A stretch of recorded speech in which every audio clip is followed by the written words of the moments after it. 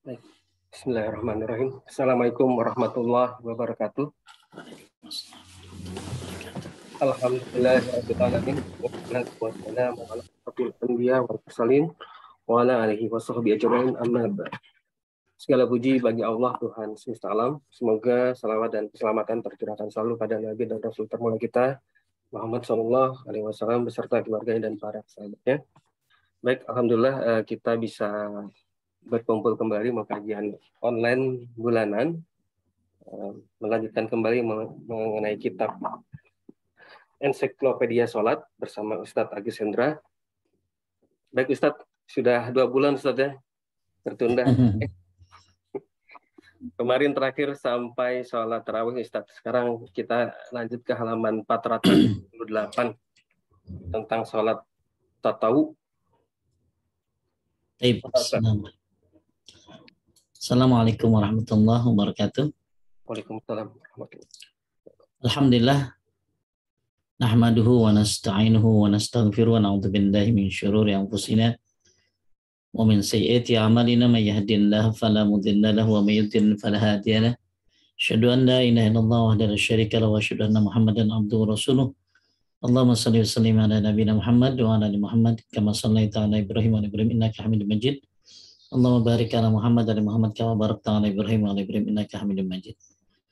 Bapak Ibu sekalian, muliakan Allah, alhamdulillah dari PT Donggis Nor LNG kita semuanya semoga diberkahi para pengurus, diistiqomahkan di atas tauhid dan sunnah, dan semua yang hadir di sini semoga Allah limpahkan keberkahan, Allah limpahkan keistiqomahan insyaallah.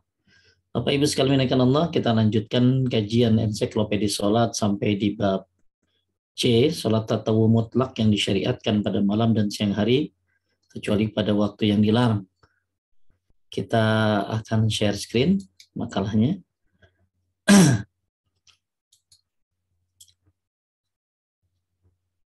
Sampai ini ya, Ahmad, benar? Iya Ustaz. Tahajud berarti qiyamul lail ya? Ya.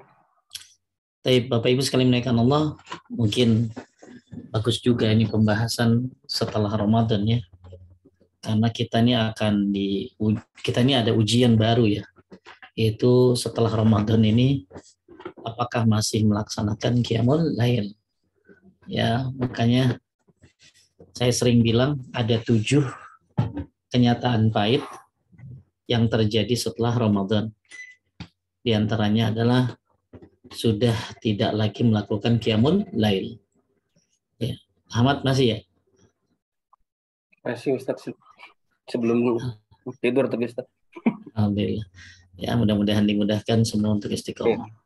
Maka pembahasan ini mengingatkan kembali, mengulang kembali praktek-praktek yang sudah kita lakukan di bulan Ramadan. Semoga kita bisa mengaktifkan kembali ya. Nah, salat tawu ya, salat tatawu mutlak terdiri dari 2 macam. Yang pertama, salat tahajud atau qiyamul lail. Jadi kita lagi bahas tentang masalah salat tatawu mutlak yang disyariatkan pada malam dan siang hari kecuali pada waktu-waktu yang dilarang. Ini kita masuk pada pembahasan ini. Nah, salat tatawu mutlak ini terdiri dari 2 macam. Yang pertama yang disebut dengan salat tahajud atau qiyamul lail. Mengenai pengertian tahajud ada yang mengatakan ya, jika seorang tidur pada malam hari, jika dia salat pada malam hari. Sedangkan al-mutahajjid adalah orang yang bangun tidur untuk mengerjakan salat. Ini pengertian tahajud ya, orang yang bangun tidur untuk mengerjakan salat. Makanya ada yang bilang ya tahajud kudu tidur dulu, kan itu ya. Ya. Kemudian yang kedua, kita bahas hukum sholat tahajud ini sunnah muakkad. Ya, bahwa tahajud ini sangat ditekankan. Tadi kan secara pengertian tahajud adalah ya hajadar rajul, jika seorang tidur pada malam hari. Nah, sekarang hukum sholat tahajud itu gimana? Maka hukumnya adalah sunnah muakkad yang sangat ditekankan. Berdasarkan apa? Quran, sunnah, dan ijma' para ulama.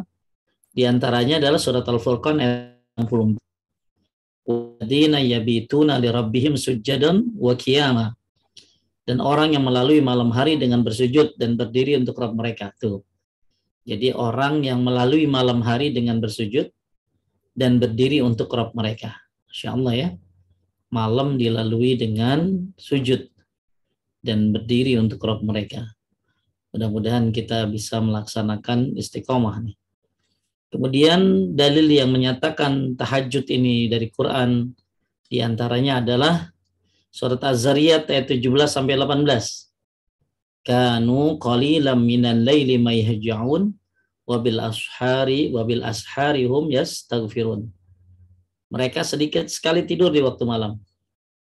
Dan di akhir malam mereka memohon ampun kepada Allah. Jadi sedikit sekali tidur di waktu malam. Kemudian di waktu sahur istighfar. Nah ini makanya kalau memang ada waktu di waktu sahur, masih ada waktu 15 menit, 10 menit sebelum subuh ya, maka bagus banyakin apa? Istighfar. Sampai-sampai Ibnu Umar lagi baca Quran ya. Ibnu Umar lagi baca Quran. Tiba-tiba datang waktu sahur, maka ditutup Qurannya. Ditutup Qurannya. Ya langsung ngapain? Istighfar. Karena orang yang istighfar di waktu sahur ini mengamalkan Al-Quran. Ya kan? Karena Al-Quran sendiri Allah sendiri yang berfirman di surat Az-Zariyat ayat 17 sampai 18. Tapi poin kita adalah mereka sedikit sekali tidur di waktu malam. Kemudian ada lagi surat As-Sajdah ayat 16 sampai 17, tatajafa junubuhum 'anil madaji yad'una rabbahum khawfan wa tama'an wa mimma razaqnahum yunfikun. Fala ta'lamu nafsum ma ukhfiya. Nah ini. Ma ukhfiya min qurrati a'yunin jazaa'an bima kanu ya'malun. Artinya lambung. Lambung mereka jauh dari tempat tidurnya, sedang mereka berdoa kepada Rabb-nya dengan rasa takut dan harap. Dan mereka menafkahkan sebagian dari rizki yang kami berikan kepada mereka. Tidak seorang pun mengetahui apa yang disembunyikan untuk mereka, yaitu bermacam-macam nikmat yang menyedapkan pandangan mata sebagai balasan terhadap apa yang mereka kerjakan. Jadi mereka lambungnya jauh dari tempat tidurnya. Ya, lambungnya jauh dari tempat tidur. Mereka berdoa dengan rasa takut. Juga mereka bersedekah. Nah, di sini apa balasannya? Balasan bagi orang yang melaksanakan salah satunya qiyamul lail. Ya, kemudian mereka juga berdoa, kemudian menafkahkan bersedekah. Maka di sini ada balasan, tidak seorang pun mengetahui apa yang disembunyikan untuk mereka, yaitu bermacam-macam nikmat yang menyedapkan pandangan mata. Jadi ada nikmat yang Allah sembunyikan, Ahmad. Buat orang yang apa tadi? Salah satunya yang qiyamul lail. Ya, kan kan ada berarti ada door prize ya. Ada door prize. Berarti ada hal yang ada bonus. Ya, kan nanti kita akan lihat, nanti akan baca nih amal-amal pahala-pahala tahajud. Segitu banyak pahala tahajud, keutamaannya ternyata masih ada bonus. Apa bonusnya tadi? Fala ta'lamu nafsum ma ukhfiya lahum min qurrati a'yunin jazaa'an bima kanu ya'malun. Tidak seorang pun mengetahui apa yang disembunyikan untuk mereka, yang menyedapkan pandangan mata sebagai balasan terhadap apa yang mereka kerjakan. Jadi buat yang rajin tahajud atau rajin qiyamul lail, maka ada balasan yang disembunyikan. Ada door prize, ada bonus yang Allah sediakan. Ya, di samping keutamaan-keutamaan lain, ada keutamaan yang tersembunyi. Ya, mudah-mudahan kita bisa melaksanakannya. Ya, ini ya kalau door prize di dunia apa sih, Mat? Ya, paling berangkat ke Bali kali ya. Ya, kalau door prize ya paling cuman motor, mobil. Oh, ini door prize-nya ada yang menyebutkan ya banyak sih, Mat. Ya, ada yang bilang kenikmatan yang tersembunyi ini maksudnya apa? Ya, para bidadari. Oh, Masya Allah, doyan itu. Ya, ada lagi yang menyebutkan macam-macam deh. Tapi hanya Allah yang tahu apa sih yang sebenarnya yang disembunyikan oleh Allah Subhanahu wa taala bagi orang yang suka apa tadi? Qiyamul lail, ya, terus berdoa, ya, dengan rasa harap dan takut, kemudian sedekah, ya, menafkahkan sebagian rezeki yang kami berikan kepada mereka. Baik, ini dalil-dalil pendukung tentang qiyamul lail. Kalau yang pertama, kedua udah, nah yang ketiga tadi yang nikmat tersembunyi, yang keempat sekarang. Yatluna ayatillahi anal laili wa hum yasjudun. Artinya, Mat? Mereka membaca ayat-ayat Allah pada beberapa waktu di malam hari, sedang mereka juga bersujud atau sholat. Masya Allah ya. Mereka baca ayat Allah pada waktu di malam hari, sedang mereka juga sholat. Makanya bagus banget sih. Kalau malam ke Qiyamul Lail itu ya banyakin baca Al-Quran lagi sholatnya. Ya, Nabi bacanya satu Al-Baqarah, tambah An-Nisa, tambah Al-Imran, Masya Allah ya. Jadi mereka membaca Al-Quran ya di malam hari, sedang mereka juga bersujud. Insya Allah. Kemudian wasal mustaghfirin bil ashar, dan memohon ampun di waktu sahur, ya.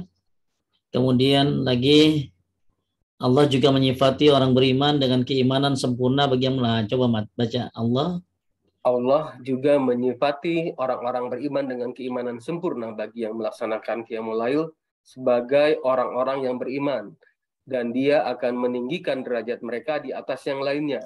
Tuh, ini jadi keimanan yang sempurna dengan qiyamul lail. Dalilnya? Dia berfirman, apakah kamu, hai orang-orang musyrik yang lebih untung, ataukah orang-orang yang beribadat di waktu-waktu malam dengan sujud dan berdiri, sedang ia takut kepada azab akhirat dan mengharapkan rahmat Rabb-Nya? Katakanlah, adakah sama orang-orang yang mengetahui dengan orang-orang yang tidak mengetahui? Sesungguhnya orang yang berakallah yang dapat menerima pelajaran. Ya Allah. Jadi di sini dalil surat Az-Zumar ayat 9 bahwa orang yang beribadah di waktu-waktu malam dengan sujud dan berdiri sedangkan mereka juga takut kepada azab akhirat. Ini dalil yang menunjukkan bahwa sunnah muakkadnya qiyamul lail. Bahkan kata Dr. Wahab Al-Qahtani, Allah menyifati orang-orang beriman dengan keimanan yang sempurna. Ya, dengan keimanan yang sempurna apabila mereka melaksanakan qiyamul lail. Kemudian ayat yang selanjutnya, ya ayyuhal muzammil qumil laila illa qalila nisfahu wa inqus minhu qalila wa zid 'alaihi wa rattilil qur'ana tartila. Ya, hai orang yang berselimut, bangunlah untuk salat di malam hari, sedikit daripadanya, yaitu seperdua, atau kurangilah dari seperdua itu sedikit atau lebih dari seperdua itu, dan bacalah Al-Quran dengan tartil. Ini dalil lagi. Kemudian surat Al-Isra 79. Wa minan laili fatahajjad bihi nafilatan lak asa yab'atsaka rabbuka maqaman mahmuda. Dan pada sebagian malam dan salat tahajudlah pada sebagian malam hari. Salat tahajudlah kamu sebagai suatu ibadah tambahan bagimu. Nafilatan lak, tambahan. Kita, Ahmad, ada tambahan nggak selain kerjaan? Kerjaan ada tambahan nggak? Atau jadi konsultan, jadi pengacara kali kalau Sabtu Ahad? Nggak ada. Atau ya kan orang suka cari tambahan kadang-kadang ya. Udah dapet kerja ini, ngojek juga, ya. Orang suka tambahan. Nah ternyata kalau kita suka tambahan, ya inilah tahajud. Tahajud ini kan bukan wajib tapi sunnah. Maka ini jadi tambahan. Makanya wa minal laili fatahajjad bihi nafilatan lak, dan pada sebagian malam hari salat tahajudlah kamu sebagai apa? Tambahan bagimu.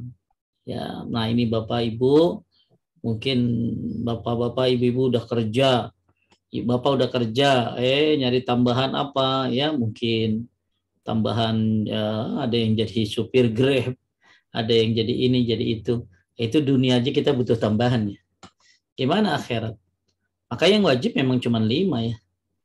Ya, dan siapa yang istiqomah dan benar-benar komitmen terhadap yang 5 itu bisa masuk surga loh. Ya, bagaimana halnya dengan orang yang komitmen terhadap yang 5 tapi juga dia menambah dengan amalan yang sunnah. Tentunya tingkatannya lebih tinggi. Kalau yang 5 aja komitmen bisa masuk surga, gimana yang udah 5 ada tambahan-tambahannya? Di antaranya tambahannya adalah qiyamul lail atau salat tahajud. Maka ini jadi dalil bahwa salat tahajud itu sunnah, tapi sunnah yang sangat ditekankan. Kemudian ayat yang lain surat Al-Insan ayat 326, inna nahnu nazzalna 'alaikal qur'ana tanzila fasbir li hukmi rabbika wa la tuti' minhum athiman aw kafura wazkur isma rabbika bukratan wa asila wa minal laili. Nah, ini di sini. Wa minal laili fasjud lahu wasabbihu lailan tawila. Dan pada sebagian dari malam maka sujudlah kamu pada bagian yang panjang di malam hari. Masya Allah. Maka orang-orang dulu kalau yang malamnya lebih lama musim apa, Mat? Di mana? Di Indonesia sama aja. Ya, enggak. Kalau yang malamnya lebih lama biasanya musim apa ya? Kalau di luar negeri gitu. Musim dingin kali ya? Nggak tahu, mungkin. Tahu ya. Jadi katanya kalau jadi kalau musim panas sama musim apa saya lupa ya. Yang pasti bukan musim duren. Jadi katanya ada satu di musim panas, musim dingin itu. Coba ibu-ibu ada yang tahu? Mungkin ada ibu-ibu yang pernah tinggal di luar negeri. Katanya kalau musim panas atau musim dingin tuh malamnya lebih panjang. Ya, makanya orang-orang soleh itu suka musim yang membuat malam jadi panjang. Nah itu saya nggak tahu musimnya musim apa gitu. Ya, apa musim panas apa musim dingin? Musim panas. Musim panas ya. Itu ada yang summer ya, summer. Ada yang jauh juga musim dingin. Ada yang musim panas tahu saya ya. Musim panas. Jadi kalau musim panas itu katanya malamnya jadi lebih lama. Nah itu orang-orang soleh itu senang banget tuh kalau malam bisa lebih lama. Kenapa? Kalau musim panas senang. Kenapa? Malamnya lebih lama. Berarti bisa lebih lama tahajudnya. Kalau kita lebih lama tidurnya. Lebih lama tidurnya. Ya, jadi wa minal laili fasjud lahu wasabbihu lailan tawila, dan pada sebagian dari malam sujudlah kepadanya pada bagian yang panjang di malam hari. Kemudian ada lagi wa minal laili fasabbihu wa adbarus sujud, dan bersabilah kamu kepadanya di malam hari setiap selesai salat tuh. Oh ya, jadi bertasbih kamu kepada Allah di malam hari dan setiap selesai salat. Ya. Kemudian wa minal laili fasabbihu wa adbarus sujud nujum, bertasbih padanya kepada saat di malam hari dan di waktu terbenamnya bintang-bintang. Nah, Nabi sendiri bilang apa? Nah, itu kan dari Quran semua tadi ya, Ahmad ya. Dalil-dalil dari Quran tentang pentingnya apa? Tentang pentingnya tahajud. 2, 3, 4, 5 ya, banyak dalil-dalil dari Quran. Nah, sekarang dalil dari hadis tentang pentingnya tahajud. Afdalus siyami ba'da Ramadan syahrullah al-Muharram wa afdalus salati ba'da al-faridah salatul lail. Artinya Ahmad, dan bertasbihlah sebaik-baik puasa. Sebaik-baik puasa setelah Ramadan adalah bulan Allah Muharram, dan sebaik-baik sholat setelah sholat wajib adalah sholat malam. Ya, jadi sholat yang paling bagus setelah sholat wajib ya sholat malam. Ya, sholat malam ya yang disebut dengan qiyamul lail, disebut juga dengan tahajud. Kemudian, nah ini udah dalil dari Quran dan satu dari sunnah. Kemudian kita akan bahas tentang keutamaan qiyamul lail yang sangat besar. Tujuannya supaya semangat nih, ya, supaya semangat, supaya apa ya? Supaya bisa lebih banyak lagi, lebih istiqomah lagi. Kalau tadi dalil-dalil dari Quran dan hadis tentang pentingnya qiyamul lail. Nah, sekarang kita akan bahas keutamaan. Biasanya orang kalau ada keutamaan jadi semangat kan ya. Kenapa orang umroh Ramadan rame banget? Ya karena umroh Ramadan itu seperti haji bersama Nabi Shallallahu Alaihi Wasallam. Makanya banyak akhirnya orang pergi umrah bulan Ramadan. Makanya man takhayyala as-sawab faqad khaffa 'alil 'amal. Orang yang membayangkan pahala, maka dia akan lebih semangat lagi dalam beribadah. Makanya ketika kita tahu keutamaan qiyamul lail, mudah-mudahan jadi tambah semangat nih. Apa aja tuh? Yang pertama, perhatian besar Nabi Muhammad SAW terhadap Qiyamul Lail sampai kedua kaki beliau bengkak tuh. Nabi sampai kedua kakinya bengkak. Dari Aisyah bahwa Nabi SAW pernah melakukan Qiyamul Lail sampai kedua kakinya bengkak. Lalu Aisyah bertanya, ini sering kita bahasnya, mengapa engkau lakukan ini wahai Rasulullah, pada Allah telah memberikan ampunan kepada dosa-dosamu yang telah berlalu maupun yang akan datang. Beliau menjawab, fala uhibbu an akuna 'abdan syakur, afala akuna 'abdan syakur, tidak bolehkah aku menjadi seorang hamba yang pandai bersyukur. Ini Nabi nih, ya Nabi punya perhatian besar dengan Qiyamul Lail sampai-sampai kakinya bengkak, ya. Kemudian di sini ada ungkapan dari seorang sahabat Nabi, ya, ungkapan syair, ya. Ya, kita lewat aja. Yang B itu keutamaan yang pertama, perhatian besar Nabi SAW terhadap Qiyamul Lail. Kemudian yang kedua, keutamaan Qiyamul Lail adalah sholat malam merupakan salah satu penyebab masuk surga. Insya Allah sih, Ahmad, kalau orang bulan Ramadan Qiyamul Lail kayaknya gampang ya? Gampang kenapa? Rame-rame. Karena mungkin ada sahur kali ya, jadi bangun ya. Iya, karena ada sahur jadi bangun kan ya. Nah sekarang kira-kira kan nggak ada sahur sekarang ya. Ya, nggak ada puasa yang wajib. Nah kira-kira masih bangun apa enggak kan gitu. Makanya tujuan daripada keutamaan ini adalah untuk menambah semangat. Ya, mudah-mudahan pada semangat lagi nih. Ya, perhatian Nabi itu amat tahajud luar biasa, salat malam.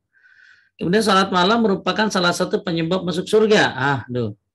Ya, lanjut Ahmad dari Abdullah. Dari Abdullah bin Salam, dia pernah bercerita ketika Nabi Shallallahu Alaihi Wasallam tiba di Madinah, orang-orang berduyun-duyun mendatanginya. Dikatakan Rasulullah SAW datang. Rasulullah SAW datang. Rasulullah SAW datang. Sebanyak 3 kali. Kemudian aku menuju kerumunan orang untuk melihat. Setelah melihat wajahnya, aku baru mengetahui bahwa wajah beliau tidak seperti wajah pendusta. Kata yang pertama kali aku dengar beliau sampaikan adalah, wahai sekalian manusia, sebar luaskanlah salam. Berikanlah makan, sambunglah tali silaturahmi, dan kerjakanlah sholat pada malam hari ketika orang-orang terlalap tidur. Niscaya kalian akan masuk surga dengan penuh keselamatan. Nah, jadi Abdullah bin Salam ini siapa sih? Ada yang tahu? Abdullah bin Salam ini adalah salah seorang pemuka Yahudi yang masuk Islam, Ahmad. Jadi dia ini kiainya ya. Kiainya apa? Kiainya orang-orang Yahudi nih. Kiainya orang-orang Yahudi, Abdullah bin Salam namanya. Tapi begitu dia masuk Islam, akhirnya dia dikucilin, Ahmad. Begitu dia masuk Islam, dikucilin. Nah, dia cerita nih. Ya, dia pengen ngelihat wajah Nabi. Terus dia begitu lihat wajah, Masya Allah ya. Wajah Nabi itu, kata beliau, bukan wajah pendusta. Nah, akhirnya dia dengar sabda Nabi, ya ayuhan nas, absus salam. Hai manusia, sebarkanlah salam. Wa atimut ta'am, berikanlah makanan. Wasilul arham, sambunglah silaturahim. Wasallu billaili wan nasu niyam, dan salatlah malam hari ketika manusia tidur, maka kamu tadkhulul jannata bisalam, niscaya kalian masuk surga dengan penuh keselamatan. Jadi ini bahwa sholat malam penyebab masuk surga. Apalagi kalau misalnya kita ngelakuin semuanya ya, udah nyebarin salam, ngasih makanan, sambung silaturahim, tahajud pula. Masya Allah, komplit loh. Tadkhulul jannata bisalam, kalian akan masuk surga dengan penuh keselamatan. Jadi hadis ini menjelaskan bahwa sholat malam merupakan salah satu penyebab masuk surga. Kemudian ada yang ke C, ya. Lanjut, Qiyamul Lail. Qiyamul Lail termasuk sebab derajat ditinggikan di bilik-bilik surga. Hal tersebut berdasarkan pada hadis Abu Malik al-Ash'ari Dia bercerita, Rasulullah Shallallahu Alaihi Wasallam bersabda, sesungguhnya di surga itu terdapat bilik-bilik yang bagian luarnya bisa terlihat dari bagian dalamnya, dan bagian dalamnya juga bisa terlihat dari bagian luarnya, yang disiapkan oleh Allah Subhanahu Wa Taala bagi orang-orang yang memberi makan, melembutkan ucapan, aktif mengerjakan puasa sunnah, menyebar luaskan salam, serta mengerjakan sholat pada malam hari ketika orang-orang terlelap tidur. Jadi sebab derajat ditinggikan di surga. Di surga itu ada sebuah tempat yang luarnya bisa terlihat dari bagian dalam, dalamnya bisa terlihat dari luar. Ya, diantaranya adalah buat orang yang mengerjakan sholat pada malam hari. Mudah-mudahan Anda semuanya yang hadir di sini dapat surga ini ya, dapat surga ini. Surga yang didapatkan karena beberapa hal, yang ngasih makan, yang lembutin ucapan, kerjain puasa sunnah, dan tahajud. Tapi tetap ada syarat ketentuan berlaku. Apa syaratnya Ahmad? Ya tauhid, benar nggak? Tauhid, jangan sampai tahajud banting tulang, tahajud luar biasa rajin ya, tapi kedukun member, ya kagak bisa itu mah. Ya, qiyamul lail rajin, witir rajin. Orang witir 3, dia mau witirnya 5. Kadang-kadang 7, kadang-kadang 9 witirnya, Masya Allah ya. Ada sunnahnya. Ternyata gampang banget sama ramalan-ramalannya bintang percaya. Maka tetap ketentuan berlaku. Ini amalan tambahan buat orang yang tauhidnya sudah bagus ya. Orang-orang yang pengen mendapatkan tambahan, yaitu surga di bilik-bilik tadi.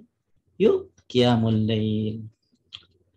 Kemudian kan orang kan suka banget ya, udah punya ini, pengen punya ini, bagus tuh ya. Kalau urusan dunia begitu, tapi kalau urusan akhirat harusnya lebih. Pengen punya ini, pengen punya rumah di surga, pengen dapat rumah gara-gara melakukan baca surat ini, kan bagus. Orang punya amal-amal tambahan, rumah-rumah di surga yang banyak, itu bukan satu. Kemudian orang yang nantiasa melakukan qiyamul lail dapat berharap mendapatkan rahmat Allah, dan surganya. Kanu qalilan minal laili yahjum bil asharihum yastaghfirun. Mereka sedikit sekali tidur di waktu malam. Ya. Kemudian yang Allah memuji hamba yang tekun melakukan qiyamul lail, dan dia termasuk golongan manusia yang selalu berbuat kebaikan. Walladzina yabituna li rabbihim sujjadan wa qiyaman, dan orang-orang yang melalui malam hari dengan bersujud dan berdiri untuk Tuhan mereka. Ini ayat yang tadi di awal sudah kita bahas di Al-Furqan 64. Ya, Allah memuji orang yang melakukan qiyamul lail. Kemudian Allah memberikan kesaksian atas keimanan mereka yang sempurna, ya. Innama yu'minu bi ayatina alladziina idza dzukiru bihi kharru sujada wa sabbahu bihamdi rabbihim wa hum la yastakbirun. Sungguh orang beriman dengan ayat-ayat kami adalah orang yang apabila diperingatkan dengan kami, mereka menyungkur sujud dan bertasbih serta memuji Rabb-nya. Ya, ini jadi dalil tentang apa? Kemudian lanjut ya, tatajafa junubuhum 'anil madaji yad'una rabbahum khawfan wa tama'an mimma razaqnahum yunfiqun. Lambung mereka jauh dari tempat tidurnya sedang mereka berdoa kepada Rabb-nya dengan rasa takut dan harap, dan mereka menafkahkan sebagian dari rezeki yang kami berikan kepada mereka. Ini berarti apa? Allah memberi kesaksian atas keimanan mereka yang sempurna. Karena di sini Allah bilang apa? Innama yu'minuna bi ayatina. Semua orang yang beriman dengan ayat-ayat kami. Siapa? Orang yang apabila diperingatkan dengan ayat kami, mereka sujud, menyungkur, ya, dan lambung mereka jauh dari tempat tidurnya. Berarti keimanan tadi sudah dibahas ya.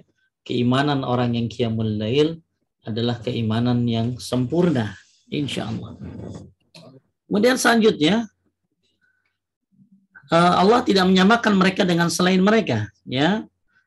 Di sini ayatnya adalah hal yastawil ladzina ya'lamun wal ladzina la ya'lamun. Yang enggak sama lah yang qiyamul lail sama yang kagak. Ya, jadi yang masa dipukul rata apa? Yang enggak qiyamul lail, enggak, beda. Jadi ini siapa yang qiyamul lail berarti ada perbedaan.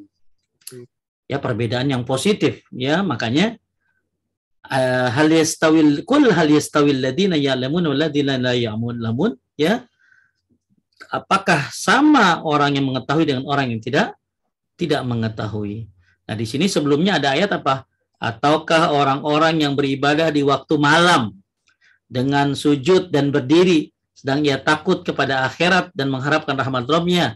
Katakanlah, apakah adakah sama orang yang mengetahui dengan orang yang tidak mengetahui? Nah, makanya Allah Subhanahu wa taala memberikan sebuah perbedaan dengan orang yang qiyamul lail dengan yang tidak. Ya, orang yang qiyamul lail dianggap ya'lamun, sedangkan orang yang tidak qiyamul lail disebut orang yang la ya'lamun. Maka qul hal yastawil ladzina la ya'lamuna wal ladzina la ya'lamun. Ya, innama yatazakkaru ulul albab. Nah, inilah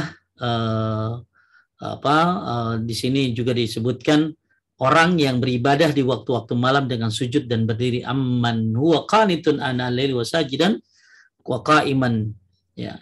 Ini poin G, bahwa Allah tidak menyamakan kedudukan orang yang qiyamul lail dengan yang tidak, beda kedudukannya.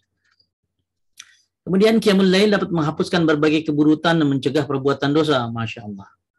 Ya, hal itu dasarkan pada hadis Abu Umamah radhiyallahu an dari Nabi sallallahu alaihi wasallam. Beliau bersabda, "Alaikum bi qiyamil lail fa innahu da'bus salihin qablakum wa qurbatun ila rabbikum wa maghfaratun lis sayyiati wa manhatun lil asam." Artinya, hendaklah kalian membiasakan qiyamul lail.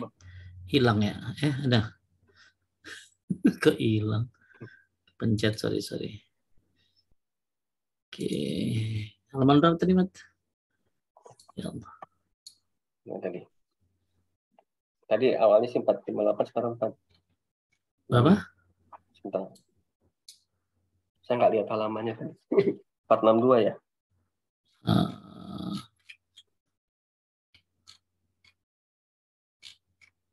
400? Saya lupa tadi halamannya. 466. 466. Ada yang ngasih tahu. Maaf. Makasih, Bu. Ya.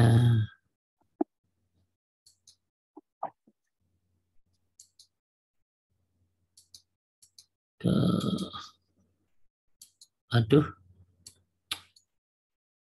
Sebentar, error ini.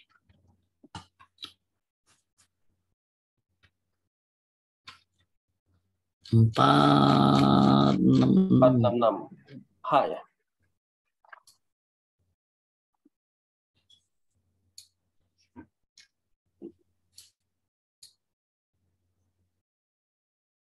Ini dia. Ya.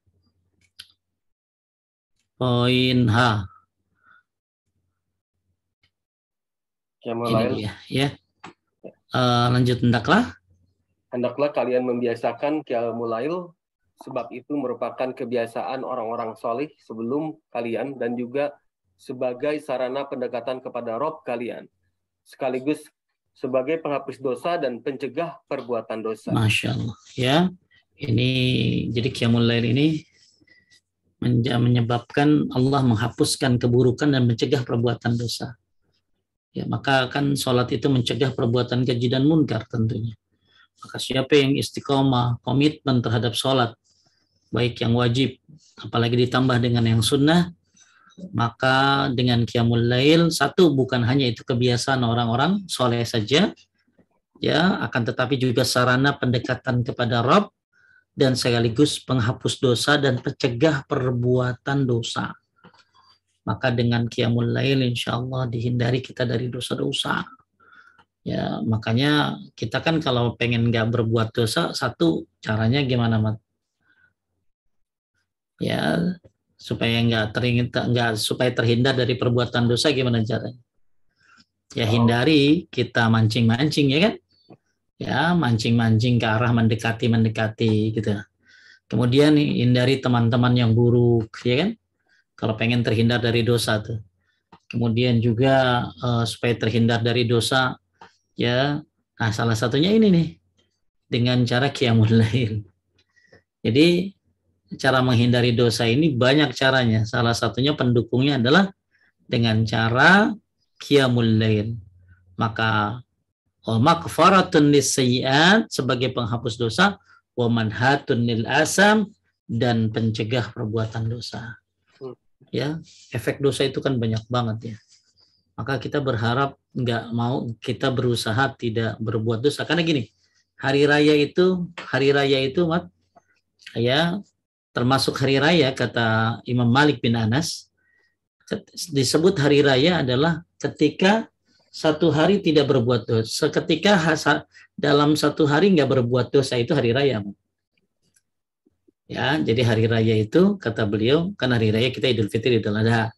Tapi ada juga hari raya yang secara maknawi. Apa itu? Satu hari nggak berbuat dosa. Yang kedua, disebut hari raya adalah ketika kita mati dalam keadaan beriman. Itu hari raya. Kita mati beriman, hari raya itu. Ya, amin. Ya. Yang ketiga, ketika kita mati, terus selamat dari fitnah kubur, selamat lewat Shiratal Mustaqim, ya, selamat dari hisab, mizan, itu termasuk hari raya, kan? Masya Allah ya. Mudah-mudahan kita bisa tuh. Amin. Yang keempat, ketika kita masuk surga itu hari raya. Yang terakhir, yang kelima, hari raya. Ini super hari raya. Ketika kita masuk surga, lalu melihat wajah Allah Subhanahu wa Ta'ala. Itu hari raya. Ya, itu kata hari raya ada 5 menurut Imam Malik bin Anas. Maka termasuk hari raya adalah ketika seorang bisa menghindari dosa-dosa dalam hari-harinya. Tapi gimana caranya? Berat kan ninggalin dosa itu ya. Ya, nggak berbuat dosa tuh, Masya Allah, luar biasa. Orang bisa ninggalin dosa itu. Karena dosa kan banyak banget sebabnya. Nah, ternyata dikasih cara-caranya. Salah satu caranya adalah dengan melakukan qiyamul lail. Maka wamanhatun lil asam. Apa tuh? Allah percegah kamu dari melakukan perbuatan dosa. Maka yang merasa kayaknya tobatnya, aduh, kayaknya berat banget dah ninggalin perbuatan itu deh, ayo dukung dengan qiyamul lail. Ya, saya berat Pak Ustadz kalau nggak sehari aja gagal lihat cewek, mata saya bintitan kali, gitu ya. Cegah dengan qiyamul lail. Maka insya Allah salah satu keutamaan qiyamul lail yang disebutkan oleh Nabi Shallallahu Alaihi Wasallam dari hadis Abu Umamah adalah, yaitu hendaklah kalian membiasakan qiyamul lail karena itu kebiasaan orang-orang soleh, ya, sebagai sarana mendekatkan diri, sebagai penghapus dosa, pencegah perbuatan dosa, bahkan disebut lagi dalam riwayat yang lain yang saya baca dari tulisannya Syekh Abdul Razak, sebagai pencegah penyakit. Sebagai apa? Pencegah penyakit dalam riwayat yang lain. Masya Allah ya. Ajib ya, berarti qiyamul lail ini obat ya. Ya, obat dari perbuatan dosa, kemudian jadi obat badan juga. Maka mudah-mudahan ya, yang udah lewat ya Idul Fitri aja udah kagak witir, Mat. Idul Fitri aja malam udah kagak witir gitu. Makanya kata Syekh Az-Zafiri, orang tuh begitu lepas Ramadan, maka diuji dia dengan keistiqomahan. Apa contohnya? Masih sholat witir nggak di malam Idul Fitri? Ya, terus masih sholat subuh nggak di masjid pas hari raya Idul Fitri? Ya, maka mudah-mudahan kita bisa istiqomah dalam, kan lagi Ramadan banyak banget orang yang qiyamul lail. Ya, luar biasa semangatnya. Ya, mudah-mudahan bisa kita lanjutkan, bisa kita teruskan berusaha semaksimalnya. Dan salah satu keutamaan qiyamul lail, Allah cegahkan dia dari dosa, bahkan tadi Allah hindari dia dari penyakit dalam riwayat yang lain. Allah. Kemudian nomor I, lanjut. Qiyamul lail ialah sholat yang paling afdol setelah sholat fardu. Nah, ini udah dibahas tadi. Ya, sholat yang paling bagus setelah sholat fardu ya qiyamul lail. Ya, itu tahajud. Kalau dibilang qiyamul lail berarti masuk tahajud, masuk witir, Mat. Ya, jadi kita kalau bilang qiyamul lail berarti di dalamnya ada tahajud, di dalamnya ada witir. Kemudian nomor J. Kemuliaan ke orang mukmin adalah qiyamul lail. Ya, hal tersebut didasarkan pada hadis Sahal bin Sa'ad radhiyallahu an. Nabi Shallallahu alaihi wasallam bercerita Jibril pernah datang kepada Nabi SAW seraya berkata, Ya Muhammad, aish ma syi'ta fa innaka mayyit, wa ahibba man syi'ta fa innaka mufarikuhu, wa'mal ma syi'ta fa innaka majziyun bih. Thumma qala ya Muhammad syarful mu'min qiyamul lail wa izzuhu istighna'uhu 'anil nas. Artinya Ahmad, Hai Muhammad, hiduplah sesukamu karena sesungguhnya engkau akan mati. Cintailah sesuka hatimu karena engkau pasti akan berpisah darinya. Berbuatlah sesuka hatimu karena sesungguhnya akan mendapatkan balasan karenanya. Lebih lanjut Jibril berkata, Hai Muhammad, kemuliaan orang mukmin itu adalah qiyamul lail dan kehormatannya adalah ketidakbutuhannya pada orang lain. Kemuliaan orang mukmin adalah qiyamul lail.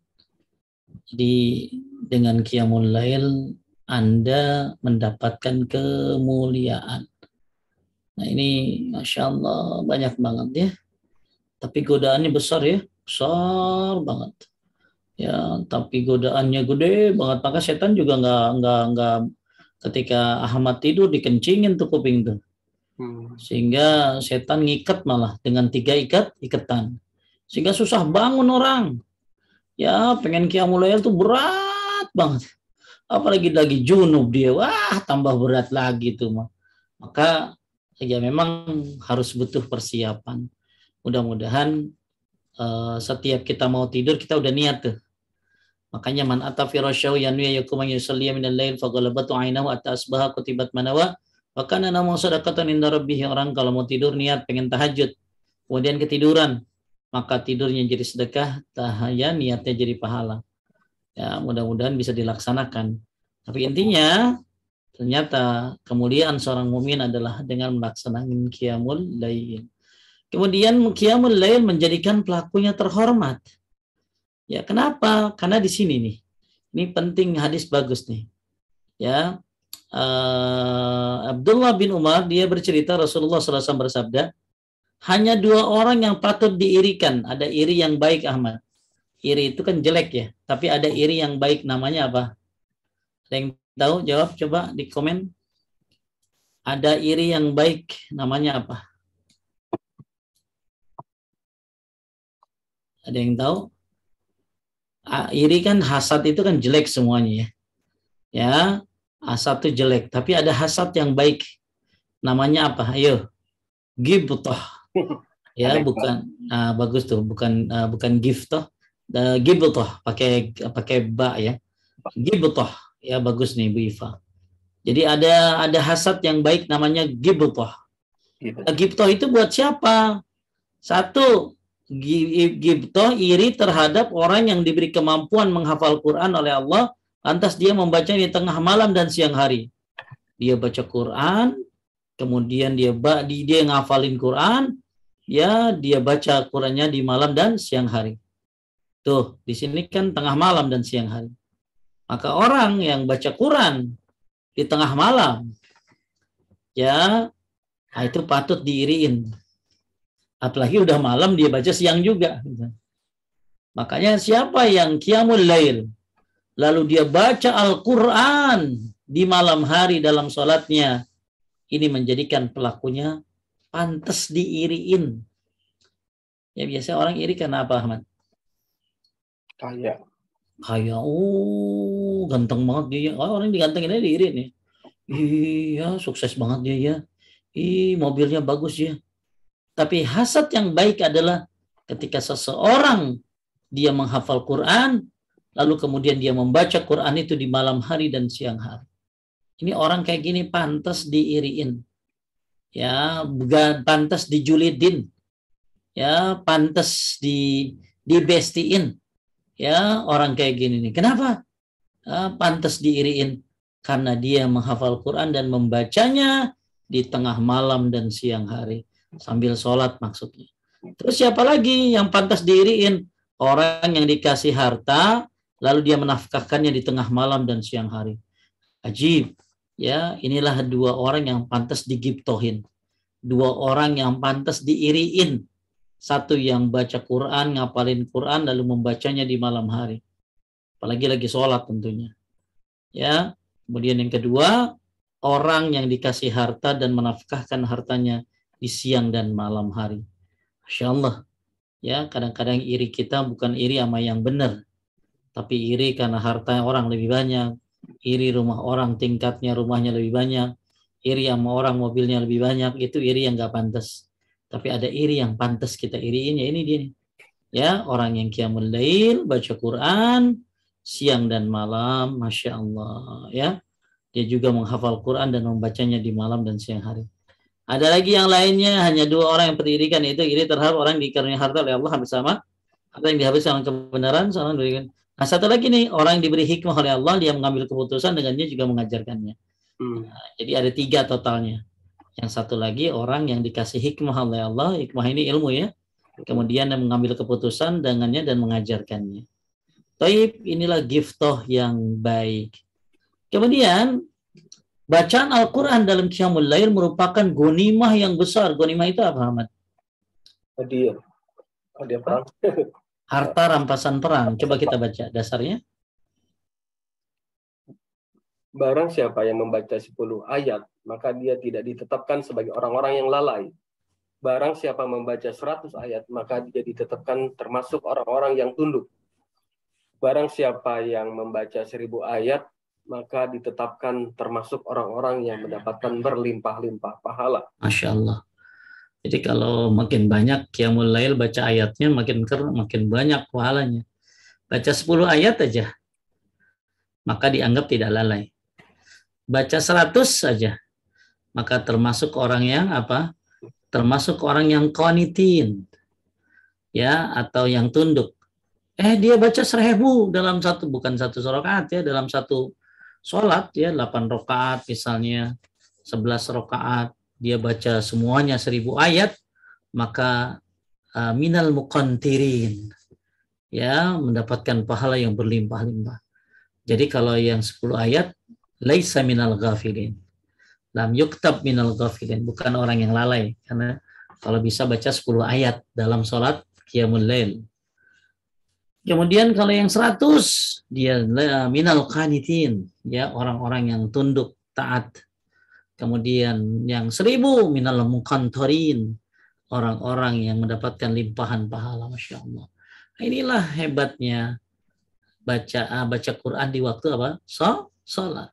Apalagi sholatnya qiyamul lail. Kemudian dari Abu Hurairah radhiyallahu anhu, dia bercerita Rasulullah sallallahu alaihi wasallam bersabda, lanjut Ahmad, tidakkah? Tidakkah salah seorang di antara kalian ingin jika kembali kepada keluarganya dan mendapatkan 3 ekor unta yang besar lagi gemuk? Ya, jawab kami. Beliau bersabda, 3 ayat yang dibaca oleh salah seorang di antara kalian di dalam sholatnya lebih baik baginya daripada 3 ekor unta yang bunting, besar dan gemuk. Masya Allah. Ahmad qiyamul lail. Begitu qiyamul lail baca 10 ayat, maka itu lebih baik daripada 10 ekor onta yang bunting dan gemuk. 3. Itu baru baca 10 ayat. Jadi kalau baca 3 ayat, ya 3 ekor. Kalau baca 1 ayat, di 1 ayat ya alif lam mim doang kali ya. Ya, bacanya pendek mungkin ya. Tapi jarang lah kita baca 1 ayat. Tapi ada yang baca 1 ayat tuh kayak Umar bin Khattab, tapi diulang-ulang. Innama ashku basi wa huzni ilallah. Sholat tahajud tuh dia baca itu. Artinya gini, Mat. Ya Allah, aku mengadukan segala keluh kesahku kepada Engkau. Jadi curhat sama Allah sambil baca surat Yusuf tuh. Yang dibaca 1 ayat sambil diulang-ulang terus. Nah, itu jadi 1 ayatnya 1 ekor, tapi karena diulang-ulang jadi banyak deh tuh. Maka siapa yang baca 2 ayat dalam sholat qiyamul lail apalagi, maka dapat 2 ekor. 3 ekor, 3 ayat atau 3 ekor. Nah, gimana kalau dia baca 1 surat Al-Baqarah? Ya, kalau dia baca siapa Sabihi saja 20 berapa ya? 24 ya habis itu. Ya, 24 ayat. 24 atau 26 atau 27 ya. Nah, itu berarti 24 ekor. Ya, kalau dia baca surat Al-Muluk aja 30 ayat, 30 ekor. Maka makin banyak dalam sholat qiyamul lail kita baca surat, maka makin banyak onta yang kita miliki. Onta ini maksudnya kiasan ya. Kiasan mungkin pahala maksudnya ya. Baik. Kemudian Rasulullah SAW membatasi maksimal dan minimal waktu khatam Al-Quran bagi Abdullah bin Amr. Pada saat dia bertanya kepada beliau, beliau menjawab, selama 40 hari, kemudian beliau berkata lagi, selama 1 bulan. Setelah itu beliau bersabda, selama 15 hari. Selanjutnya beliau bersabda, selama 10 hari. Lantas beliau bersabda, selama 7 hari. Abdullah bin Amr berkata, aku lebih kuat daripada itu. Beliau menjawab, orang yang menghatamkan Al-Quran kurang dari 3 hari, dia tidak akan memahaminya. Baik. Jadi hatam Quran tuh bagus banget, apalagi hatam Quran lagi sholat. Ya, nah hatam Quran itu ya 40 hari sekali. Nggak bisa ya 1 bulan. Nggak bisa ya 15 hari. Nggak bisa juga ya 10 hari. Nggak bisa juga 3 hari. Nggak bisa juga nggak bisa juga 7 hari, nggak bisa juga 3 hari. Lalu Pak Ustadz, kok ada orang-orang dulu baca Quran kayak Imam Syafi'i, hatam Quran Ramadan 40 kali, kan 3 hari sekali di sini ditulisnya, ya kan? 3 hari sekali kan? Kenapa Imam Syafi'i Ramadan sampai 40 kali? Ya, kata Imam Ahmad, kecuali bulan Ramadan, karena bulan Ramadan itu kan bulan diturunkannya Al-Quran, maka orang boleh menghatamkan Quran sehari sekali. Ya, boleh menghatamkan Al-Quran berapa tadi? Sehari sekali. Taib. Kemudian sebaik-baik waktu qiyamul lail pada sepertiga malam terakhir. Salat malam boleh dikerjakan di awal. Ya, salat malam boleh dikerjakan di mana? Di awal. Di awal itu kapan, Muhammad? Habis Isya boleh. Sebelum tidur. Boleh sebelum tidur. Tapi bagusnya bilangnya qiyamul lail, jangan tahajud gitu loh. Karena kalau tahajud kan bagus apa tadi? Setelah tidur. Setelah tidur. Jadi nama ini apa? Qiyamul lail. Qiyamul lail itu artinya apa? Menghidupkan malam. Ya, jadi boleh dikerjakan di awal.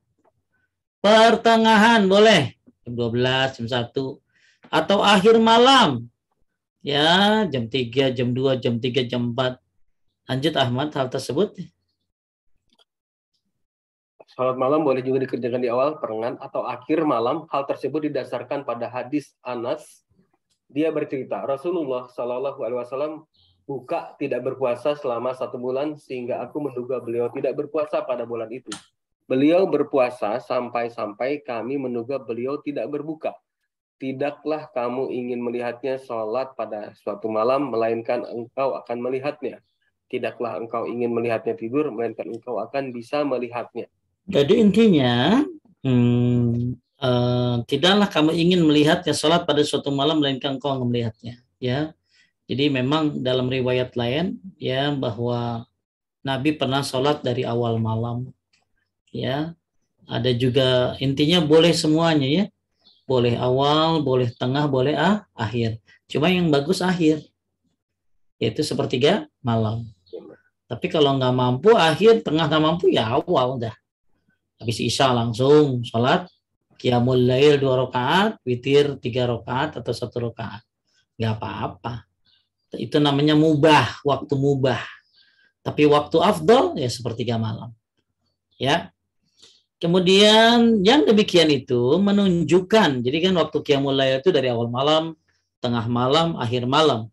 Kenapa boleh semuanya? Yang demikian itu menunjukkan kemudahan yang diberikan. Artinya, seorang muslim dapat mengerjakan sholat lail yang mudah baginya. Ya, mau awal malam, tengah malam, silakan. Tapi yang afdal qiyamul lail itu dilakukan sepertiga malam yang terakhir.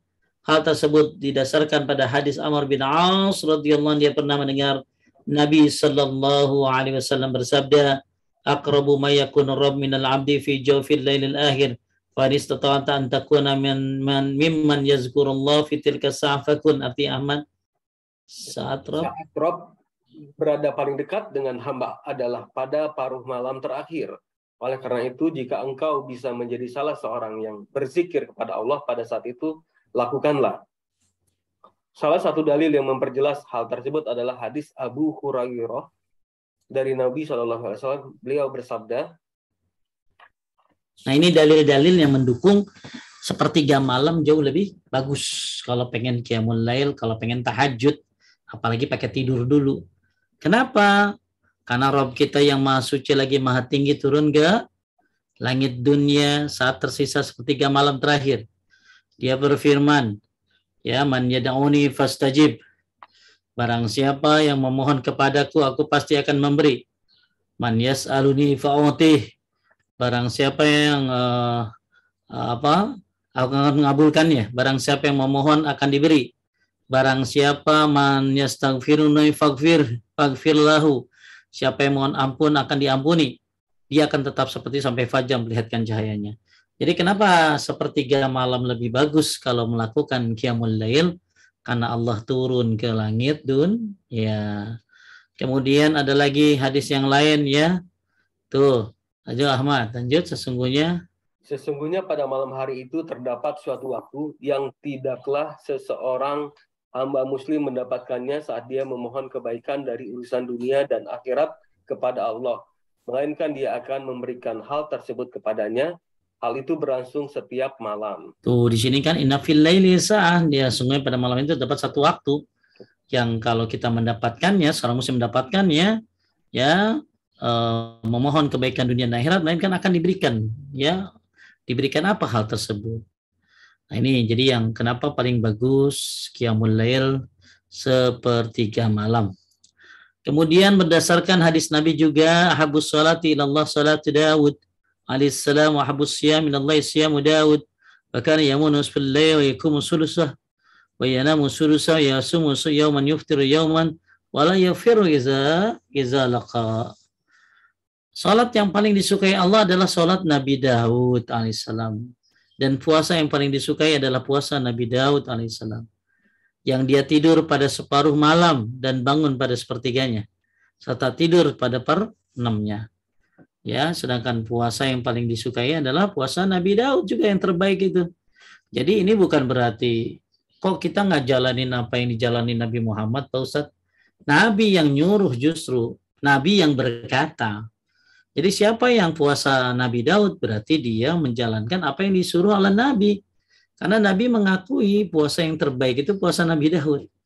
Jadi bukan berarti Anda nggak jalanin sunnah, itu sunnah karena dilegalkan oleh Nabi Shallallahu Alaihi Wasallam. Ya, dan Nabi Daud ini termasuk sholat yang dicintai oleh Allah adalah sholat Daud. Kenapa? Ya, puasa yang dicintai oleh Allah juga puasanya Daud. Kalau Nabi Daud itu, ya, dia tidur pada separuh malam, kemudian bangun pada sepertiganya dan tidur seperenamnya. Jadi tidur lagi ya Ahmad ya. Ya, seperenam tidur lagi. Bangun, ya, bangun dulu, dia tidur. Terus pada separuh malam, ya, kemudian bangun pada sepertiganya, kemudian tidur lagi. Jadi siapa yang melaksanakan ini berarti dia mencontoh Nabi Daud dan dibolehkan oleh Nabi SAW. Amal ini dilegalkan kayak haji. Haji kan Nabi Ibrahim kan? Ya, Nabi Ibrahim kurban, Nabi siapa? Ibrahim dan Nabi Ismail. Ya, tapi diambil oleh Nabi SAW menjadi syariat Islam. Termasuk apa yang dilakukan oleh Nabi Daud alaihissalam pun ternyata dipuji oleh Nabi Sallallahu Alaihi Wasallam. Kemudian dari Aisyah, amal apa yang paling disukai oleh Rasulullah? Dia menjawab amal yang berkelanjutan. Ditanyakan lagi kapan beliau bangun malam, Aisyah menjawab beliau bangun malam jika mendengar suara kokok ayam. Ya, berarti sepertiga malam tuh. Kemudian hadis Aisyah yang lain, jika Rasulullah dibangunkan oleh Allah pada suatu malam, tidaklah waktu sahur itu datang sehingga beliau selesai dari sholatnya. Jadi Nabi selesai sholat, waktu sahur masuk. Inilah tentang keutamaan qiyamul lail ya. Coba sudah kita bahas tadi, ada dalil-dalil tentang qiyamul lail apa aja, kemudian keutamaannya apa aja. Insyaallah mudah-mudahan menambah semangat Bapak Ibu untuk qiyamul lail ya. Kalau nggak bisa di jam 1, jam 2, habis isya dah ya. Berat Pak Ustadz bangun jam 3 jam 4 aja saya kagak bisa, apalagi jam 3. Ya wes, ya. Nah sekarang Ahmad kalau bingung ya, tahajud belum, witir belum, mana yang dikerjain sedangkan subuh mau datang? Witir.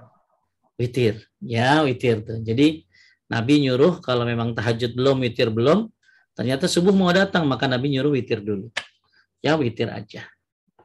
Tapi pada yang nanya sampai sini, sebelum nanti kita lanjutkan sampai di sini ya Ahmad ya. Baik. Gimana nih? Coba saya lihat ada di Sebentar. Sampai sini jumlah rakaat ya. oh ya. Sampai halaman 470 ya Ustaz. Iya, sebentar saya foto dulu. Suka lupa saya Ahmad. Tapi ada yang mau nanya? Ini di chat ada yang mau bertanya.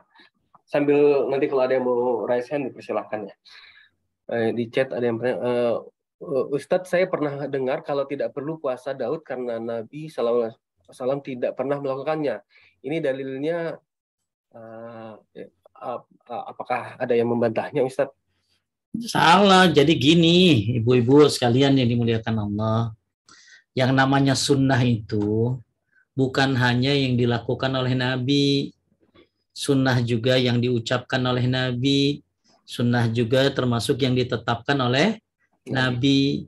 Jadi jangan bilang sunnah itu begini. Sunnah itu adalah yang dilakukan oleh Nabi. Salah. Kurang komplit. Yang disebut sunnah adalah apa yang dilakukan oleh Nabi. Diucapkan oleh Nabi. Dibiarkan atau ditetapkan oleh Nabi. Tuh ya, berarti saya tanya sama Ahmad. Yang sholat Nabi Daud ini diucapkan nggak sama Nabi? Diucapkan. Diucapkan kan? Berarti ini sunnah qauliyah. Sunnah ucapan.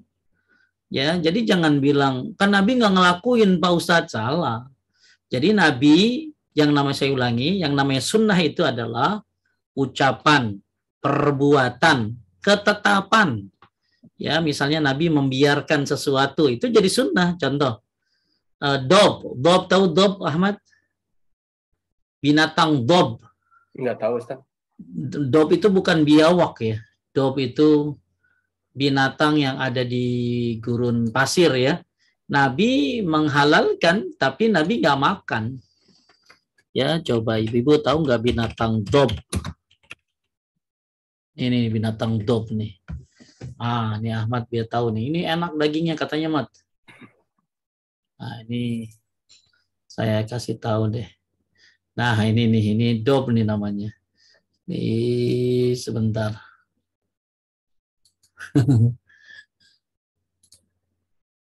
Nih dob, saya share screen nih. Nah, ini dia. Ini Ahmad dob nih. Lihat, kelihatan nggak? Kelihatan Ustaz. Ini namanya apa dob? Bukan biawak ya? Biawak ya. Bukan biawak, kayak biawak. Cuman bedanya di buntutnya lihat. Jadi binatang dob ya, kadal gurun, salah satu makanan favorit bangsa Arab. Nah, ini termasuk kayak jenis kadal. Nabi nggak mau makan ini, tapi Nabi membolehkan para sahabat makannya. Jadi Nabi nggak makan, tapi Nabi membolehkan. Berarti hukumnya apa? Boleh. Halal gitu, sunnah gitu loh. Jadi saya ulangi ibu-ibu, yang namanya sunnah itu bukan semua perbuatan, tapi ucapan, perbuatan, ketetapan. Ya, Nabi itu namanya sunnah. Jadi Nabi kan bilang puasa yang terbaik, sholat yang terbaik, sholat malam yang terbaik, Nabi Daud kan. Maka puasa yang terbaik, puasa Nabi Daud. Ahabus sholati ilallah sholat Daud. Sholat yang disukai Allah adalah sholat Daud. Ya berarti boleh, silakan ngerjain puasa Nabi Daud juga. Nah, ini bukan sunnah ketetapan, ini malah sunnah qauliyah, sunnah perkataan Nabi. Jadi banyak orang yang suka, Nabi nggak ngerjain sholat sunnah wudhu. Yang sholat sunnah wudhu itu Bilal Pak Ustadz. Lah, kan Nabi nanya sama Bilal. Ya waktu Nabi masuk surga, ngedengar suara sendalnya Bilal. Lalu Nabi nanya apa yang dilakukan Bilal. Ternyata Bilal itu kalau batal selalu wudhu, dan kalau habis wudhu selalu sholat sunnah wudhu. Kalau memang Bilal nggak boleh, maka Nabi melarang dong. Ternyata Nabi diam, maka boleh hukumnya. Jadi ada orang bilang jangan sholat sunnah wudhu, Nabi kagak ngerjain. Nah ini nggak tahu sunnah itu bukan hanya perbuatan tapi juga perkataan dan ketetapan. Ya, lanjut. Kadarullah telat gabung kajian Ustadz, punten mohon resume kajiannya. Nanti insya Allah ada di rekamannya, ditaruh di YouTube-nya BDI Desa Renji ya. Kemudian, Assalamualaikum Ustadz, kalau tahiyat awal bacaannya sampai Allahumma sholli ala Muhammad, tahiyat akhir sampai fil alamina innaka hamidum majid. Atau sama bacaan tahiyat awal dan akhir sampai innaka hamidum majid, Ustadz?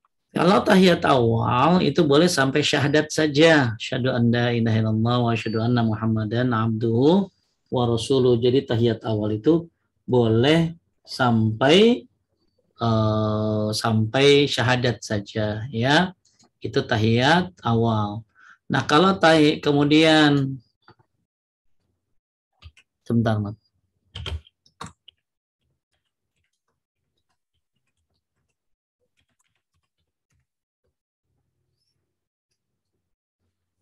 Jadi kalau tahiyat awal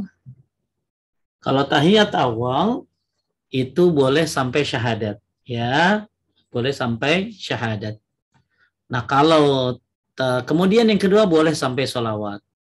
Malah kalau di mazhab Syafi'i sampai Allahumma sholli ala Muhammad wa ala ali Muhammad. Ya, tapi kalau saya lebih suka kalau baca sholawat sampai habis, sampai Hamidum Majid. Jadi kalau tahiyat awal boleh sampai syahadat saja, boleh juga sampai sholawat. Tapi kalau tahiyat akhir itu bukan sampai Hamidum Majid, tapi tahiyat akhir mah sampai minimal. Ada yang menyatakan wajib, bahkan kata Syekh bin Shalih Al-Utsaimin, kalau Anda lagi sholat, misalnya Ahmad lagi sholat, imamnya baca tahiyat tapi cepat banget, sedangkan Ahmad belum baca Allahumma inni a'udzubika min adabi jahannam wa min azabil qabri wa min fitnatil mahya wal mamat min syarri fitnatil masihid dajjal. Ahmad belum baca itu, maka lanjutkan walaupun imam udah salam, lanjutin sampai wa min fitnatil masihid dajjal. Ya, jadi kalau tahiyat akhir bukan sampai Hamidum Majid, tahiyat akhir sampai masihid dajjal. Minimal. Kalau mau maksimal, tambahin lagi. Allahumma inni dzalamtu nafsi dzulman katsiran wa la yaghfiru dzunuba illa anta, dan seterusnya. Allahumma ighfir lima qaddamtu wa ma dan seterusnya. Banyak, ada 13 doa tahiyat akhir. Jadi kalau tahiyat akhir bukan sampai Hamidum Majid, tapi sampai masihid dajjal minimalnya, ya, minimalnya. Lanjut.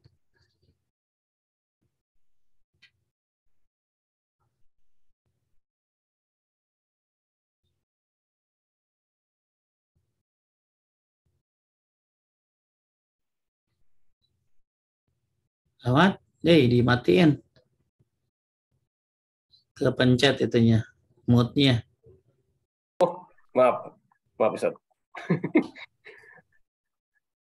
Mau tanya Ustaz, kalau sehabis operasi bagian tangan dan tidak boleh kena air, apakah sah jika wajah dan kaki tangan tidak kena wudhu? Bagaimana cara wudhu yang benar, Ustaz? Jadi kalau ini yang nggak boleh kena adalah apa tadi? Yang bagian sakitnya. Jadi di bagian tangan tidak boleh kena air. Sekarang nggak boleh kena airnya tuh gimana? Misalnya dia pakai apa? Misalnya dia pakai perban. Ya, pakai perban. Maka wudhu biasa, tapi begitu tangannya, kalau perbannya bisa dibuka, kalau nggak boleh dibuka bahaya, ya cukup atas perbannya saja.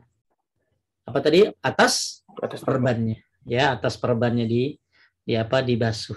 Ya, dibasuh. Jadi buat Bapak Ibu yang tangannya sakit karena habis operasi, kemudian pengen wudhu, tapi nggak boleh kena air, maka kalau yang kiri, misalnya kanannya dua-duanya, ya berarti dua-duanya diusap, perbannya.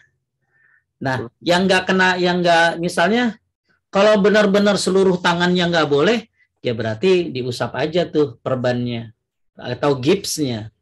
Tapi kalau misalnya yang nggak boleh cuma atasnya doang Pak Ustadz, tapi bawahnya mah boleh, ya bawahnya tetap dibasuh mah.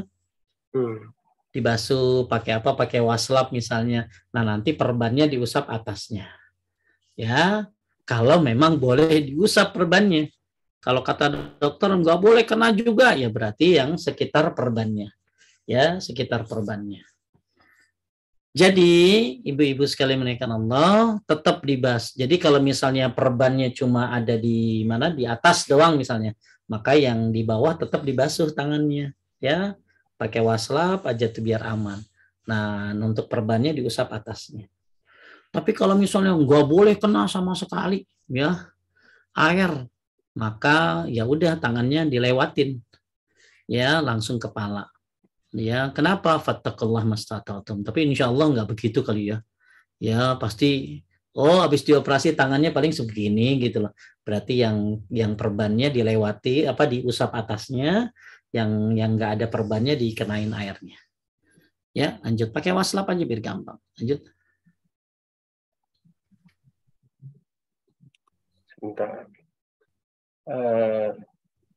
Tadi Bismillah Pak Ustadz, mohon penjelasan yang dikatakan sholat yang paling baik adalah sholat Nabi Daud. Maksudnya bagaimana ya Pak Ustadz? Maksudnya sholat malam yang paling bagus, caranya sholat malam Nabi Daud. Caranya gimana? Dia tidur, ya tidur pada separuh malam. Tidur pada separuh malam. Berarti bangun jam 12 misalnya, ya.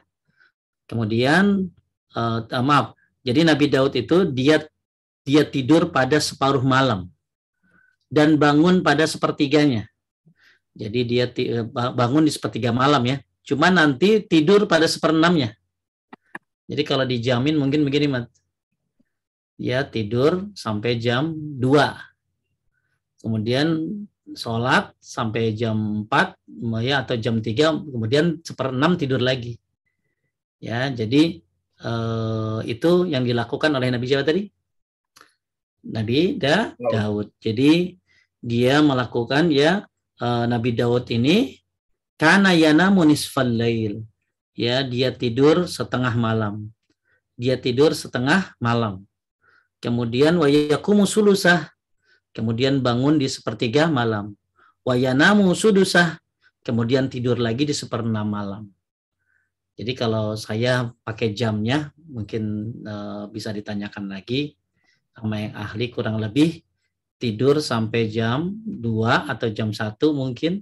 Kemudian sholat, dia ya kan sepertiga malam itu, ada yang menyebutkan sepertiga malam itu bisa jadi jam 12, bisa dari jam 3 atau jam 2. Maka Nabi Daud alaihissalam dia tidur sampai dia tidur pada separuh malam, kemudian bangun sepertiga malam. Ya, dia bangun sepertiga malam, kemudian di seperenam malam dia tidur lagi. Ya, bangunnya ya bangun sholat ya. Nah, itulah sholatnya Nabi Daud. Maksudnya sholat malamnya ya, sholat malamnya. Kalau ibu-ibu gimana? Kalau saya mah paling gampang bangun jam 3, sepertengah 4 atau jam 4 langsung sampai subuh, itu paling gampang itu. Ya, paling gampang. Maka agak sulit apa yang dilakukan Nabi Daud ini. Apalagi tidur lagi ya. Tidur lagi. Kalau kita tidur lagi gimana? Sampai duha. Tidur lagi tetap bangun duha gitu ya. Jadi subuhnya ketinggalan lagi. Taib. Lanjut. Ya. Ini ada yang bertanya mengenai ini Ustaz, arah kiblat. Seandainya di kantor sudah dibuatkan musola, ternyata desain musolanya arah kiblatnya beda kalau dibandingkan dengan lihat di HP atau apa gitu. Sebaiknya bagaimana Ustaz ya? Kalau memang arahnya salah dan salahnya itu cuma dikit ya Mat ya. Ya misalnya jadi gini, ketika kita sholat kemudian kita pakai kompas, pakai handphone, oh ternyata ke sana, ini kurang ke sana, ya sudah ikutin arah kompas yang benar. Tapi misalnya ya, yang nggak boleh itu berubah arah Ahmad. Dari barat jadi ke timur itu nggak boleh. Dari utara sampai selatan nggak boleh. Kalau kata Syekh Utsaimin miring kanan sedikit itu nggak masalah. Ya misalnya miringnya sedikit ke kanan gitu loh ya, itu nggak apa-apa. Atau sedikit ke kiri itu nggak apa-apa. Yang nggak boleh berubah apa tadi? Berubah arah. Yang nggak boleh berubah arah. Tadinya ke barat jadi ke selatan, itu nggak boleh itu. Ya, Jadi kalau kita mau sholat, oh ternyata kita yakin ini salah sedikit, ya udah, Anda sesuai dengan perkiraan yang benar. Oh ini kiblatnya salah, berarti yang benar ya dimengsongin aja, gitu loh. Tapi kalau ternyata ada orang datang ya percaya banget, oh ini kiblat udah benar pasti dah, kagak nanya-nanya, kan jarang orang kalau kalau sholat udah ada sajadahnya nanya-nanya kiblatnya benar apa kagak, kan jarang kan? Ya, ya dia langsung sholat, tapi miring dikit dari yang benar, harusnya kan lurus, dia malah miring dikit, itu sah. Ya kenapa? Yang penting tidak berubah arahnya. Baik. Maksudnya walaupun kanan kiri sedikit nggak apa-apa. Ada lagi? Selanjutnya, Assalamualaikum Ustadz, mau tanya, sholat qobliyah asar itu apakah ada dan termasuk dalam sholat sunnah rawatib?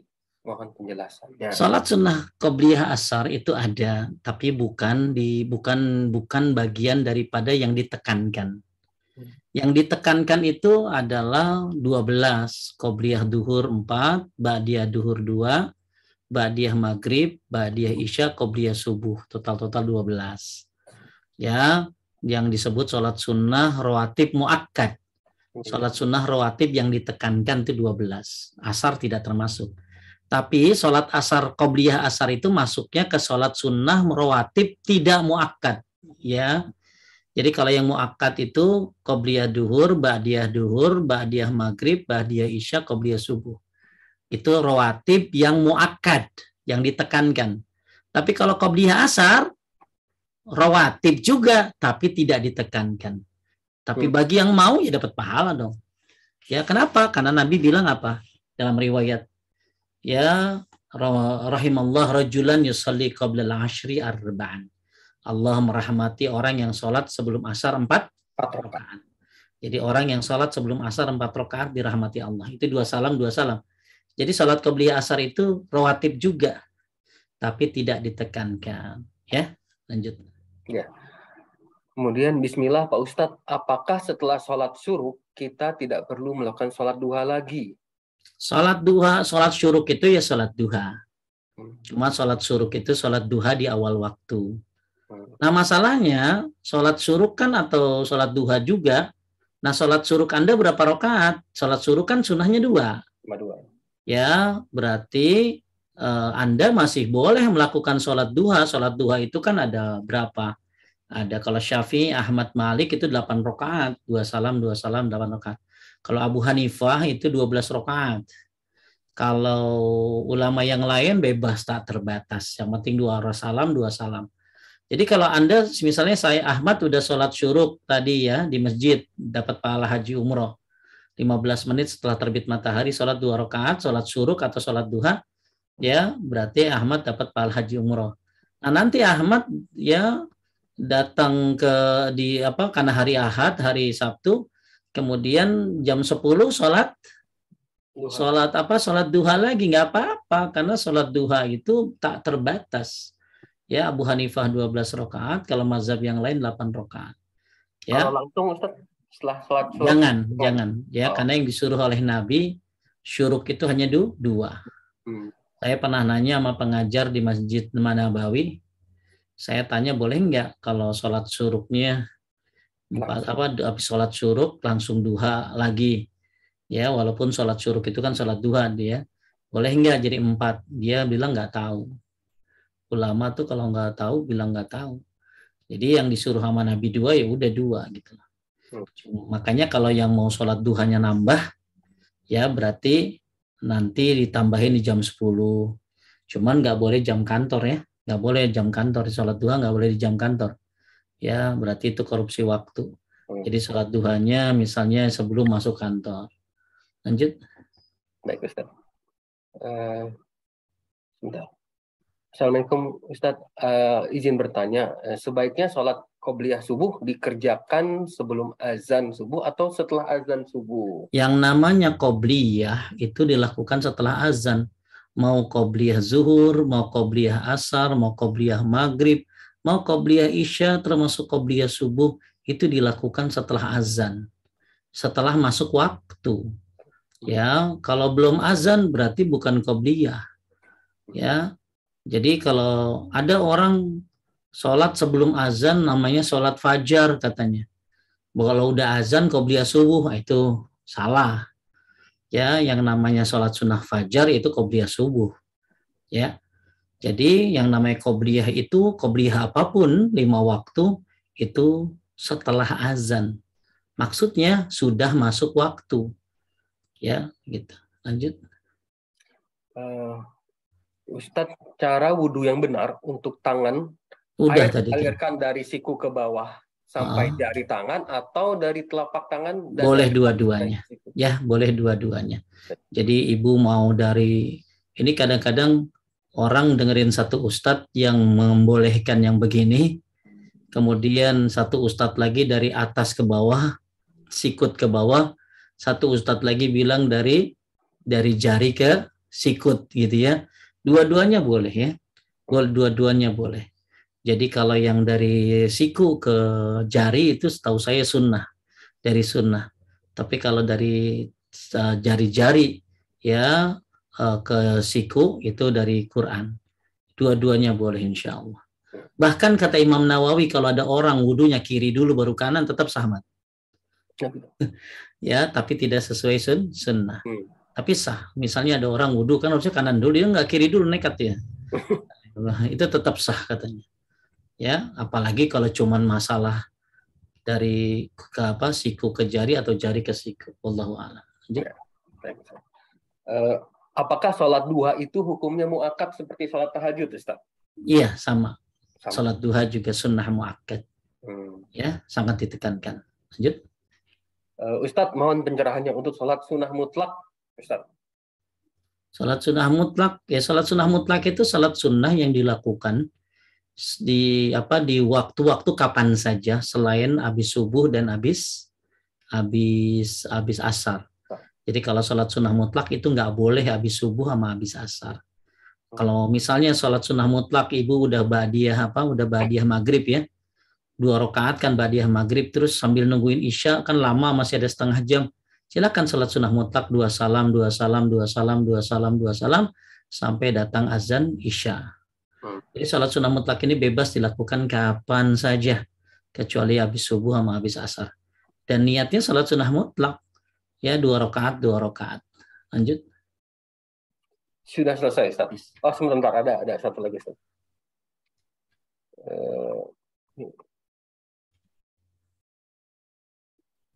Bentar, ada banyak. Untuk sholat syuruk, sambil nunggu waktu terbit, apakah bisa jeda kegiatan yang untuk membatalkan wudhu, Ustaz? Nggak boleh. Ada kegiatan yang tidak membatalkan wudhu. Kalau di rumah, kalau yang ibu-ibu kan di rumah ya. Kalau ibu-ibu di rumah itu ya di atas sajadahnya. Boleh bergerak, tetapi sesuatu yang penting seperti ngambil Quran, ya batal wudhu lagi itu boleh. Jadi kalau kata Syekh bin Bas, ibu-ibu sholat syuruknya bisa di rumah. Ya kalau kata Syekh Utsaimin ya termasuk keberbuatan baik. Tapi kalau yang di masjid, bapak-bapak itu mau pindah sana sini boleh. Karena yang namanya masjid kan luas, dia bisa di sini, di sini. Tapi buat yang di rumah harusnya di atas sajadahnya saja.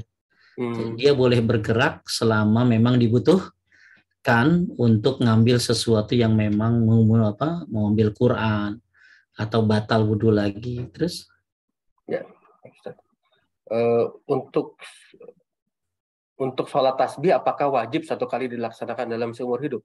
Ya, hadisnya Hasan dan diriwayatkan oleh Tirmizi. Waktunya bebas kapan aja, mau habis isya, mau antara maghrib dan isya, mau siang, boleh-boleh aja salat tasbih mah bebas ya. Kapan aja yang nggak boleh habis asar sama habis subuh tadi. Jadi ibu mau sholat ngerjain kapan aja, minimal seumur hidup sekali. 2 rakaat. 2 rakaat saja dan tata caranya berbeda ya. Dia kan baca subhanallah walhamdulillah wala ilaha illallah wala haula wala quwata illa billahil azim ya, di habis baca surat itu 15 kali. Lagi ruku 10 kali, i'tidal 10 kali. Dia tata caranya berbeda ya. Lanjut. Assalamualaikum Ustaz, mana yang lebih baik? Khatam Al-Quran setiap bulan tanpa membaca terjemahannya atau membaca tiap hari selesai sholat maupun di waktu luang dengan membaca terjemahan dan biasa ini dan biasa dalam 2 bulan atau 3 bulan katamnya, mengingat kesibukan kerja dan mengurus rumah dan anak. Bagus dibaca dua-duanya. Kadang baca tilawah, kadang baca tafsirnya malah. Ya, jadi ibu bisa baca tanpa terjemah, berarti nambah pahala 1 huruf 10 kebaikan. Dan misalnya ada waktu khusus habis maghrib, baca terjemahnya. Kalau bisa jangan terjemahnya, tafsirnya. Ya, tafsirnya misalnya habis Isya, jadi sehari sekali baca tafsirnya. Ya, sisanya setiap habis sholat duhur, asar, maghrib, Isya misalnya itu baca Quran saja. Nggak baca tafsirnya. Bukan terjemahnya, tafsir yang saya maksud. Tafsir itu penjelasannya. Nah, nanti begitu habis subuh, setengah jam baca tafsirnya. Jadi memang kalau baca tafsir butuh konsentrasi. Ya, butuh waktu luang. Maka nggak bisa tiap hari. Cuma kalau bisa ada waktu dalam sehari, berapa 15 menit untuk baca tafsirnya. Allahu a'lam. Taib, Bapak Ibu sekalian yang dimuliakan oleh Allah Subhanahu wa taala, sudah ya Mat ya? Sudah, nggak ada lagi. Nah, kita tutup dengan doa kifaratul majlis, semoga dapat ilmu yang bermanfaat, semoga tambah rajin qiyamul lailnya. Mudah-mudahan bisa istiqomah, berat memang, akan tetapi Masya Allah dengan bahasan tadi keutamaannya kita dimudahkan sehingga dapat termotivasi.